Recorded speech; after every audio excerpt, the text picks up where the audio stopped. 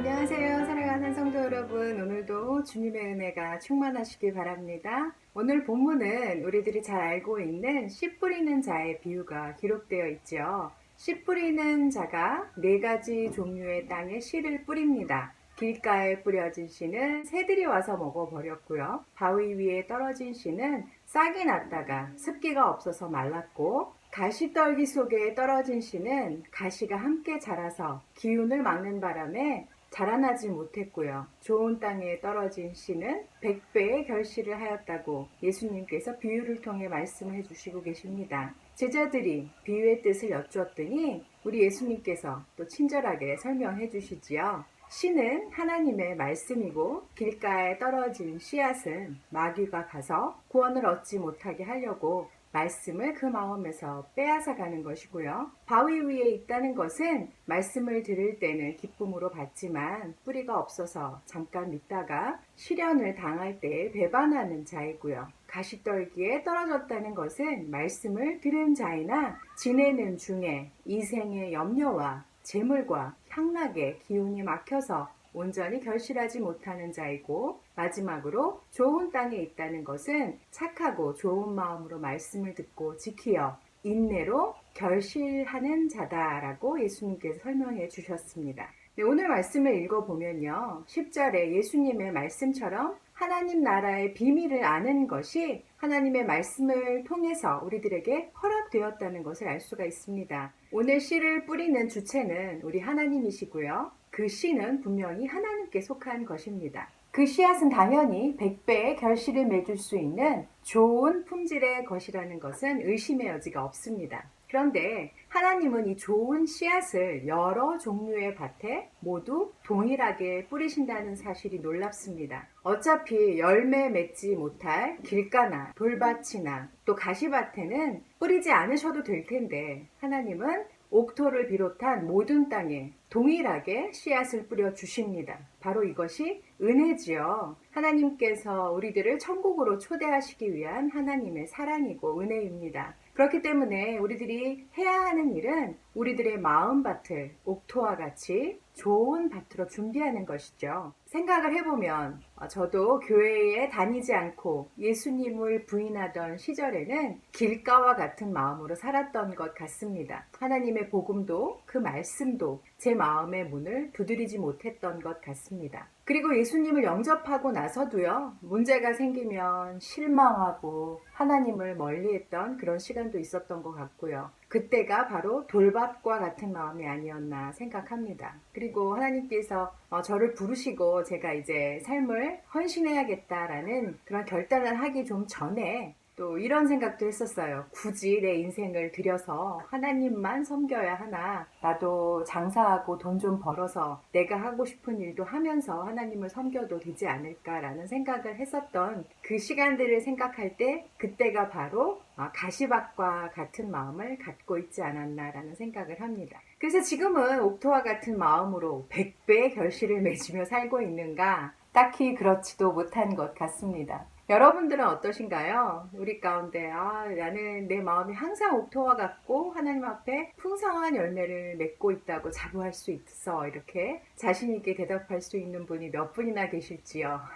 그치요? 우리들이 평생 살아가면서 우리 마음이요, 돌밭 같을 때도 있고 또 가시밭과 같을 때도 있고 또 때로는 길가와 같을 때도 있고 또 가끔은 옥토와 같은 마음을 가질 때도 있지 않나, 이렇게 생각을 해봅니다. 우리들은 평생 우리들의 마음밭을 가꾸어 가면서 사는 것 같습니다. 아주 보드랍고 촉촉하고 윤택한 그런 마음을 일구고 또 갈아엎고 직영하여서 우리 마음 가운데 있는 돌들도 가시도 딱딱한 모든 것들을 드러내면서 하나님께서 기뻐하시는 열매를 맺고자 하는 것이 저희들의 소망이죠. 근데 우리들의 마음을 들여다보면서 계속 공사해 가는 것도 중요하지만 우리 마음만 들여다보고 있으면 한이 없는 것 같아요. 왜냐하면 계속해서 가시가 생기고 계속해서 돌들이 생기고 정말 마음밭만 갈아엎다가 열매 없는 나무가 되지 않을까, 이런 염려도 듭니다. 이러다가 하나님 앞에 열매 없는 빈손으로 나아갈까봐 정말 두려운 마음이고 또 하나님 앞에 부끄럽기도 합니다.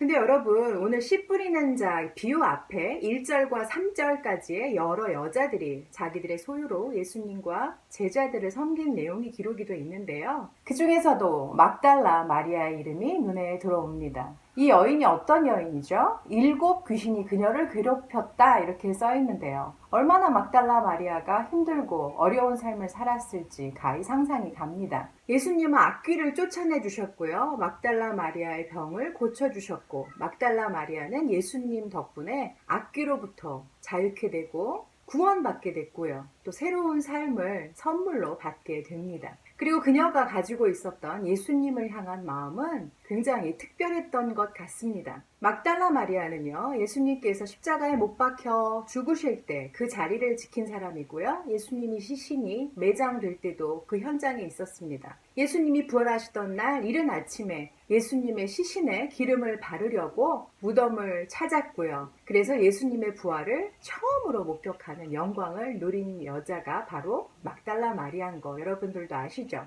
그녀가 얼마나 예수님을 귀하게 여기고 정말 사랑했는지를 증명해주는 그런 모든 장면들이라고 생각합니다. 제가 왜 이 말씀을 드리냐면요. 우리들이 우리 마음밭을 들여다보면서 우리 마음밭을 직영하는 것도 중요하겠지만 그보다도 막달라 마리아와 같이 우리들에게 새로운 삶을 선물로 주신 예수님을 우리 삶의 가장 소중한 가치로 여기고 우리 예수님을 온 마음 다해서 사랑한다면 우리 마음밭에 박혀있는 돌들도 또 가시들도 자연스럽게 소멸되어서 옥토와 같은 마음으로 준비될 수 있지 않을까 생각을 해보았습니다. 우리들이 흔들리고 넘어지고 유혹에 빠지는 이유가 무엇입니까? 아직도 예수님을 사랑하는 마음보다 세상을 사랑하고 세상에 미련이 남아서 그런 것 같습니다. 하나님의 나라가 내가 꿈꾸는 내 나라보다 중요하지 않다고 생각하기 때문에 우리들이 마음을 자꾸 빼앗기지 않나 생각합니다.